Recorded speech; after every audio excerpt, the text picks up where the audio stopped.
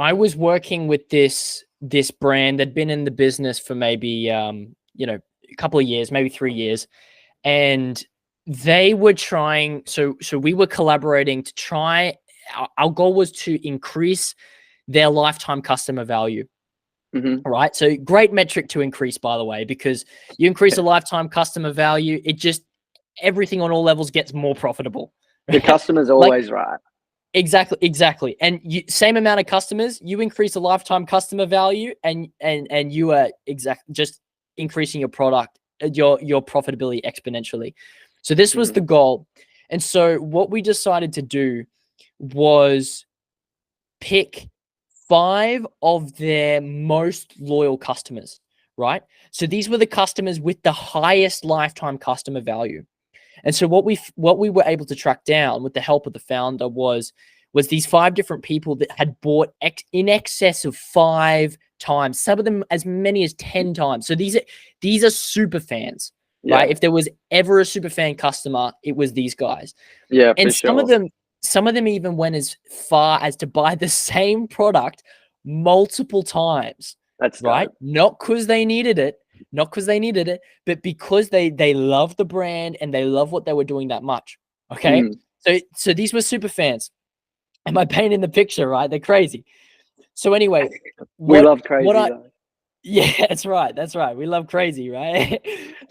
So anyway, so what I do is I hop on the phone with each of them one by one, and I interview them because, again, we're trying to increase the lifetime customer value. In other words, we're trying to get more of people like this. We're trying to get more customers that buy 2 or more times, let alone 5 or 10, right?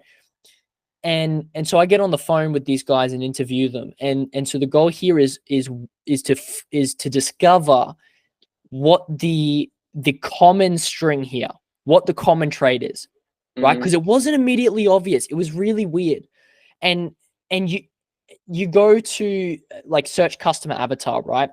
And their customer avatars, their demographic was entirely different, right?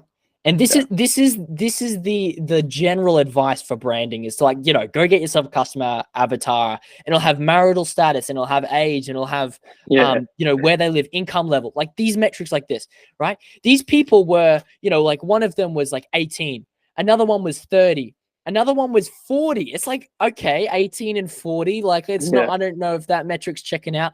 One of them was married with kids. Another of them was a single female. It's That's like, cool. This isn't checking out either. So like, what is the common string? We get talking, and I'm figuring a lot. I'm learning a lot about each of their lives, and I'm taking notes. And like each of these interviews is like, probably an hour long. So it's taking time because this like interviewing customers takes time, right? It's a really good process to do, actually. Yeah. And so what I figured, like I got to the end of it. I'm looking at all these notes, and I'm like, I'm scratching my head because I'm like, this was supposed to work, right? There's supposed to be something that connects each and every one of these. And I'm looking at all these metrics that you're supposed to be looking at, and nothing's lining up. And I realized I'm looking at the wrong thing.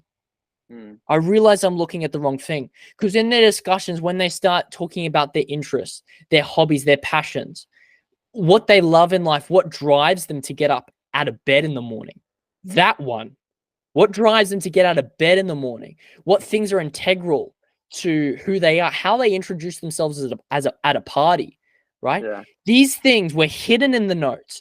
And so what I found is the common string was that each of these 5 loyal customers of this brand were all in some way seeking or striving or already have done some work to, as they put it in many different ways, free themselves, right? Free themselves. And for all of them, it was about, they had been in a very tough situation, especially mentally. And they are striving for, or working towards, or already have worked towards a place where they're self-developed, where they're mentally strong. And that was an integral part of their identity. so much so that that's what they talk about with their friends, and that's also who their friends are. And so what I figured out from this is that people don't buy because they're 18 years old, or because they're married and have 3 kids, or because their income level is $60,000 a year. People buy because of their identity. Yeah, for sure. And when I construct custom avatars, it's, you know, to be honest, I forget the stuff about age, right? Yes, it's important. And you know, for some, especially for particular types of brands, it's going to be essential to know, well, who are we talking to here and how old are they, for example. Definitely. But every time now, the number one thing I'm thinking about is, what is integral to this person's identity? What is their core interest, belief, lifestyle, ethos, ideology?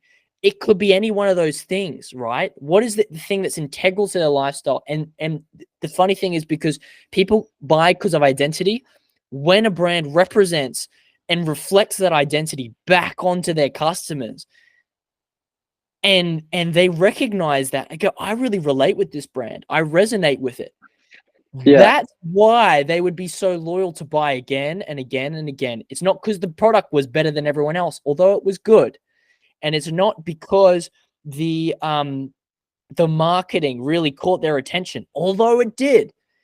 It's really because they relate in such a way so deeply with the brand that they want to tell the whole world, yes, I'm wearing Nike because I consider myself an athlete, and that's so deep. And I want everyone to know that I'm an athlete.